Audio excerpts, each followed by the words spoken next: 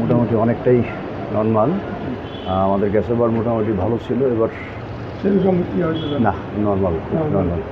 মার্কেটের পজিশন হিসেবে আমার ব্যবসা বাণিজ্য খারাপ। পজিশনটা ভালো, কিন্তু ব্যবসা বাণিজ্য আমাদের ভালো না। আমাদের মার্কেটটা অতটা রানিং হয়নি, বেশিরভাগ স্তব্ধতা বেশি আমাদের। আর এই বছরের কাস্টমারের অত সাড়া নেই। বেশিরভাগ আপনারা তো দেখতেছেন মার্কেটের পরিস্থিতি, সব মিলে খুবই খারাপ। এমনি মোটামুটি কাস্টমার অর্ডার তো নিতেছেন? হ্যাঁ, অর্ডার মোটামুটি আমাদের পরিচিতি যারা আছে তাদের কাছ থেকে আমরা অর্ডার নিচ্ছি। আর বেশিরভাগ যেগুলো অপরিচিত কাস্টমার, তারা এখানে মুখ করতেছে না।